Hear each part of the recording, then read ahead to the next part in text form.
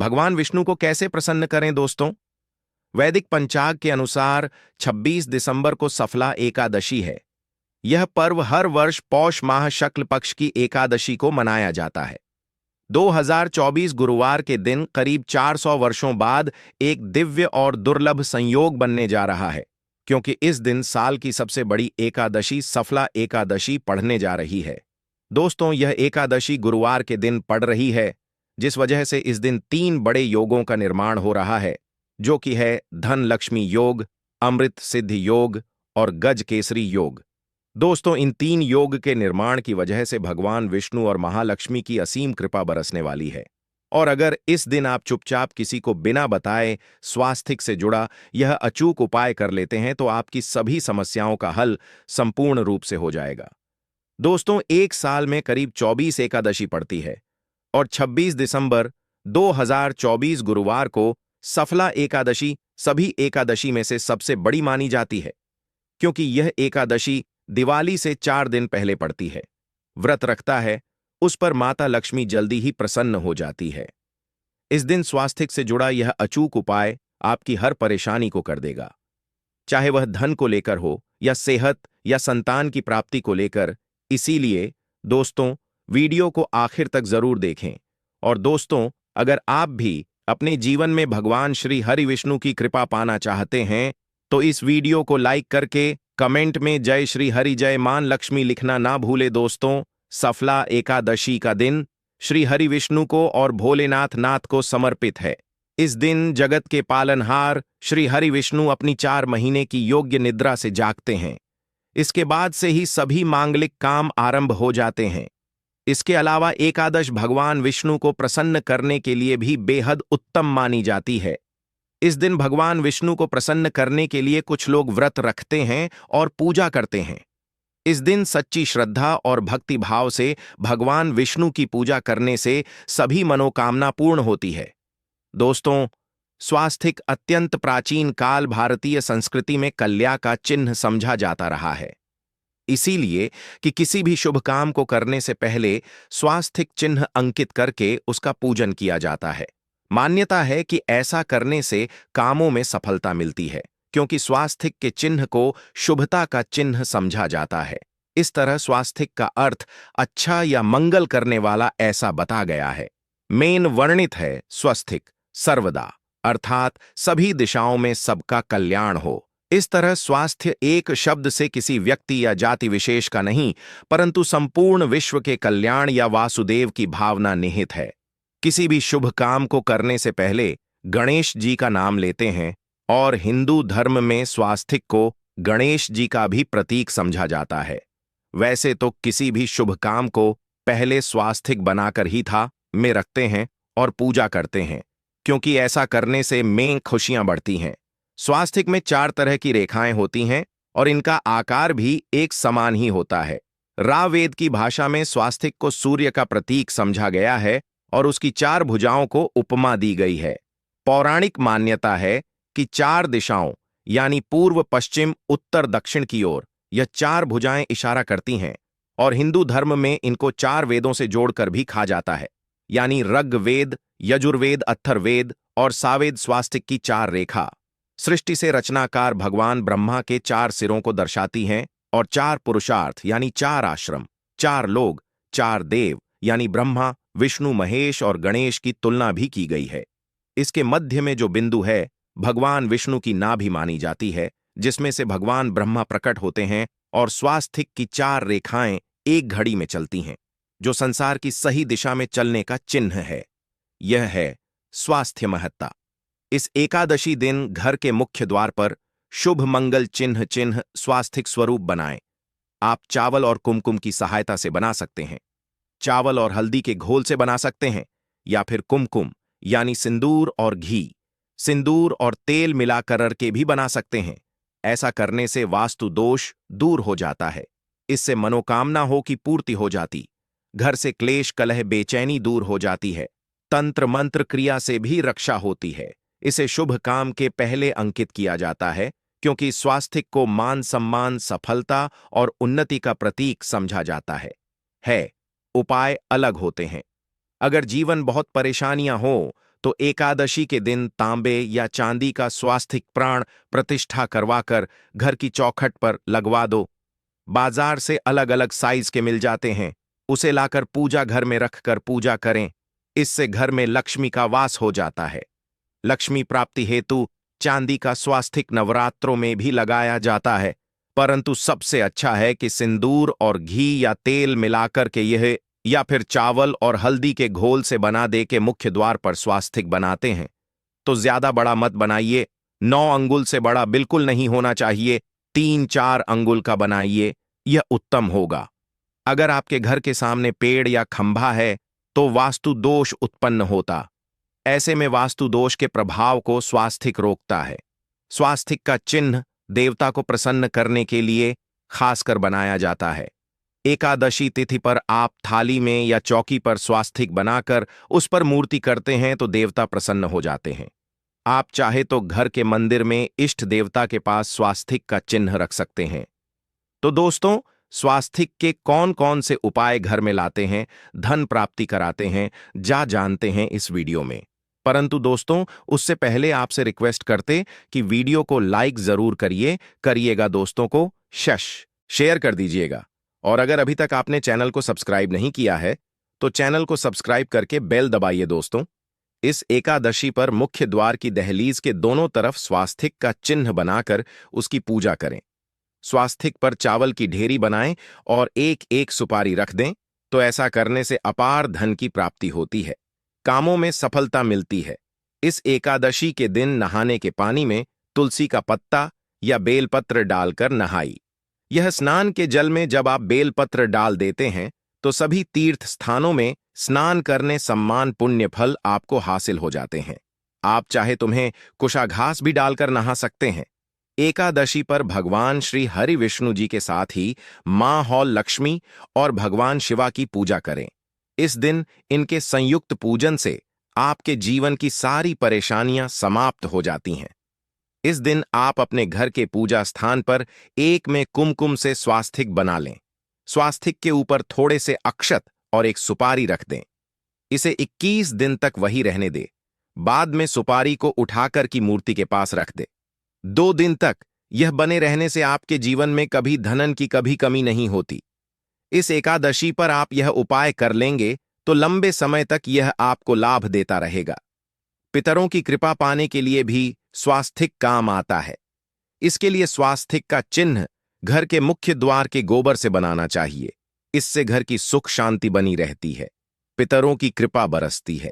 दोस्तों, कहा जाता है कि एकादशी के दिन पीपल की जड़ में अगर 1 लोटे जल में 1 चुटकी काले तिल और थोड़ी सी शक्कर डालकर जल अर्पित करें तो इससे पितृदेव की विशेष कृपा मिलती है और धन लक्ष्मी भी प्रसन्न हो जाती है।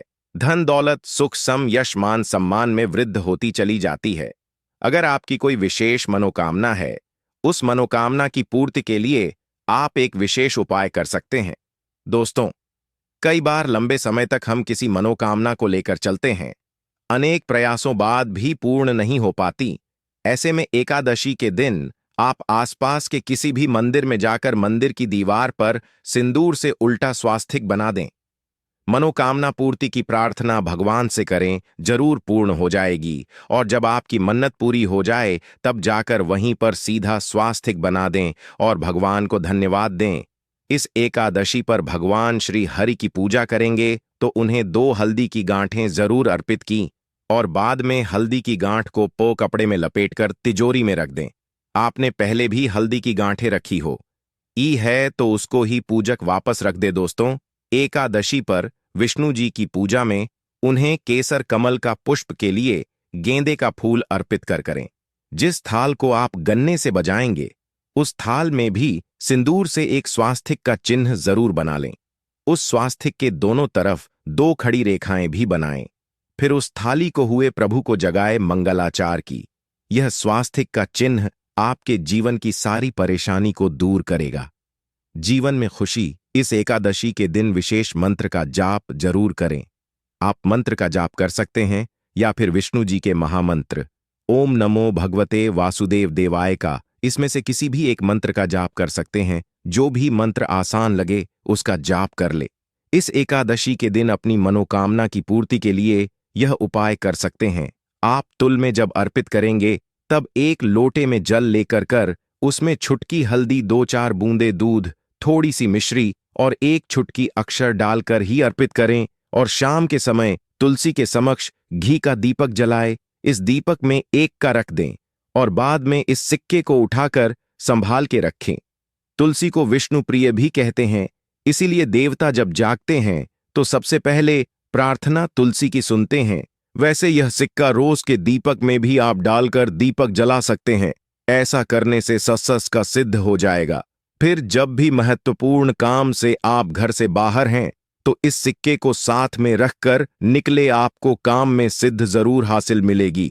इस दिन दीपक का उपाय जरूर ही करें। एक दीपक घर के मुख्य द्वार पर अंदर की तरफ से या फिर पास के किसी मंदिर में एक दीपक, तुलसी के नीचे एक दीपक, अपने घर के पूजा स्थान पर इस दिन जरूर जलाए। पूज के बाद जरूर करें। आरती की थाल में कुमकुम से स्वास्तिक बनाकर उस पर फूलों की पंखुड़ी और तो अक्षत रखकर फिर दीपक जलाकर प्रभु की आरती करें, सर्वोत्तम होगा।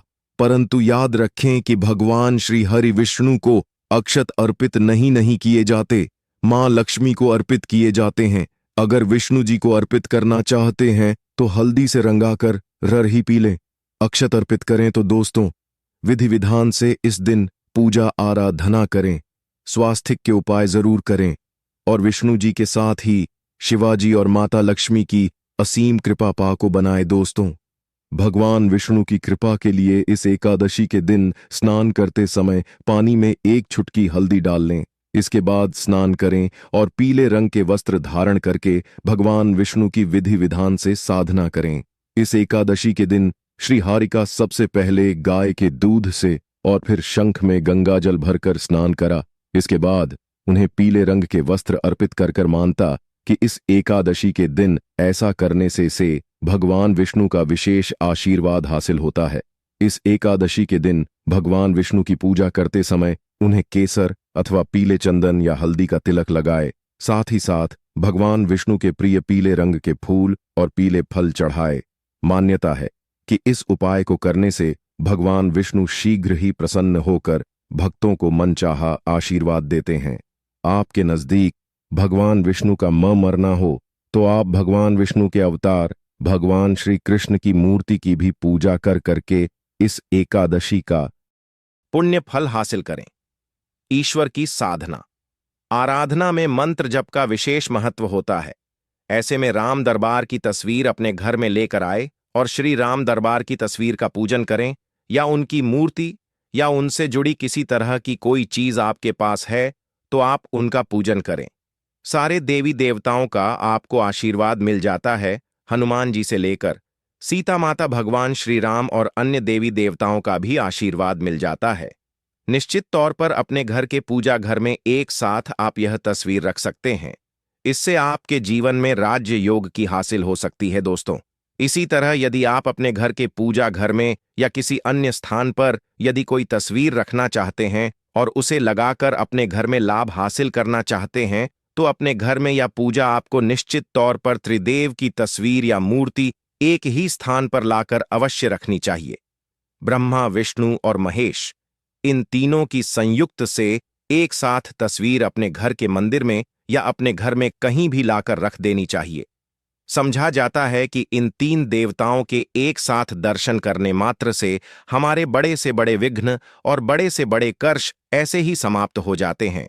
इसी वजह से इन तीनों की एक साथ में तस्वीर या मूर्ति लाकर आपको पूजा अवश्य करनी चाहिए। दोस्तों, अब बात करते हैं कि कुछ ऐसी तस्वीरें होती हैं या ऐसी मूर्ति होती हैं जिनको आपको अपने पूजा घर में स्थान ही नहीं देना चाहिए। यदि आपने इन तस्वीरों को या मूर्ति को अपने घर के पूजा घर में स्थान दिया है तो समझ लीजिए कि आपको कंगाली का सामना करना पड़ेगा या फिर देवी देवताओं की क्रोधदह का सामना करना पड़ेगा। दोस्तों, और एक बात बता कि मंदिर में कभी भी विषम संख्या में गणेश जी की मूर्तियां ना रखें। जैसे कि 1, 3 या 5 ऐसे रखना समझा जाता है। 2 मूर्तियों को एक साथ रखना शुभ समझा गया है। यदि आप सिर्फ गणेश जी की मूर्ति रखते हैं तो इसके अलावा किसी भी तरह की मूर्ति आपको नहीं रखनी चाहिए। दोस्तों, स्थापित करते वक्त ध्यान दें कि गणेश जी का चेहरा सदैव घर के मुख्य दरवाजे की तरफ होना चाहिए था, ताकि आपको अच्छे और सच्चे धन लाभ की हासिल हो। और इस बात का ध्यान रखें कि घर में अंगूठे से बड़े आकार का शिवलिंग आपको भूलकर भी नहीं रखना चाहिए। सदैव एक छोटा सा शिवलिंग रखें और इससे ज्यादा शिवलिंग नहीं रखने चाहिए। दोस्तों, वैसे तो कोई अपने घर में शिवलिंग रखना ही नहीं चाहिए। उसके बाद भी यदि रखते हैं तो अंगूठे से बड़े आकार का शिवलिंग आपको नहीं रखना चाहिए। आप छोटा शिवलिंग रख दें और ध्यान रखें कि एक से ज्यादा शिवलिंग आपको भूलकर भी नहीं रखने हैं। घर में यदि आप शिवलिंग रखते हैं तो शिवलिंग के ऊपर आपको तुलसी भूलकर भी अर्पित नहीं करनी चाहिए। यदि आपने शिवलिंग रख लिया है और उस पर तुलसी अर्पण कर दी तो देवी देवताओं के का आपको सामना करना पड़े। दोस्तों, मंदिर में यदि आप जी की तस्वीर रखना चाहते हैं, आप हनुमान जी के अनन्य भक्त हैं, तो बैठे हुए हनुमान जी की मूर्ति ही रखें। उन्हें शी का 26 रुद्र अवतार समझा जाता है, इसलिए उनकी भी शिवलिंग की तरह ही मूर्ति रखें। साथ ही जो पति पत्नी होते हैं, नए वैवाहिक जीवन की शुरुआत करते हैं, तो हनुमान जी की मूर्ति या तस्वीर को अपने कमरे में, अपने बेडरूम में आपको भूलकर भी नहीं रखनी चाहिए। अन्यथा इससे जीवन कई तरह के दोषों का सामना करना पड़ता है। दोस्तों, हनुमान जी ब्रह्मचारी हैं, तो इस आपको अवश्य ध्यान रखना चाहिए। दोस्तों, राधा कृष्णा की मूर्तियों को यदि आप जैसे अपने क्षण कक्ष में सोते हैं और उन्हें आपके बेर के सामने की तरफ रखा है, कक, जैसे कि आप सुबह उठे और आपको उठते ही पहले उनके के दर्शन हो जाएं, तो समझ लीजिए कि आपका जीवन मालामाल होने वाला है। किसी भी तरह का कोई दोहक धन की चिंता आपके जीवन में रहेगी। दोस्तों, इसी तरह यदि माता दुर्गा की तस्वीर आप अपने घर में लेकर आना चाहते हैं और चाहते हैं कि माता दुर्गा की तस्वीर के माध्यम से आप जीवन में समृद्ध देखें, तो दोस्तों, भूल कर भी आपको माता दुर्गा की क्रोधित अवस्था की तस्वीर, जैसे कि महाली की तस्वीर या फिर महिषा का वध करते हुए या क्रोधित अवस्था में माता लक्ष्मी की, माता दुर्गा की तस्वीर लाकर आपको उनकी पूजा नहीं करनी चाहिए। दोस्तों, सदैव और सुंदर मुख वाली तस्वीर ही अपने घर के अंदर लाकर पूजा करनी चाहिए। इसे बहुत ही शुभ और मंगलकारी समझा जाता है। दोस्तों, इस बात का ध्यान रखें कि यदि आप अपने घर में मूर्तियां रखते हैं तो आपको इन पर भूलकर टूटे चावल नहीं चढ़ाने चाहिए, और बेहतर होगा कि आप हल्दी में चावल को पीला करके ही वह चावल चढ़ाएं। किंतु टूटे हुए चावल आपको भूलकर भी माता लक्ष्मी को या अपने घर में देवी देवता नहीं चढ़ाने चाहिए। दोस्तों, इसी तरह इस बात का भी ध्यान रखें कि अपने घर के मृत परिजनों की या पूर्वजों की तस्वीर मंदिर में स्थापित न करें। ऐसा करना अशुभ समझा जाता है, और यदि आप ऐसा लगातार कर रहे हैं तो निश्चित तौर पर आपके परिवार के ऊपर दोष लग सकता है। पितरों का भी दोष सकता है। पितरों की पूजा एक एक अलग स्थान पर की जाती है, घर के मंदिर में उनको स्थापित नहीं किया जाता है। दोस्तों, इसी तरह भगवान भैरव की तस्वीर या भगवान शनिदेव की, राहु केतु की इस तरह की तस्वीरें अपने घर में नहीं लेनी चाहिए। प्रतीकात्मक रूप से आप घर के पानी रखने के स्थान पर उनकी पूजा कर सकते हैं, क्योंकि इनकी साधना तंत्र मंत्र और खास पद्धति से की जाती है। घर के अंदर आप ऐसे ही इनका पूजा पाठ नहीं कर सकते। तो दोस्त, आज के लिए बस इतना नहीं,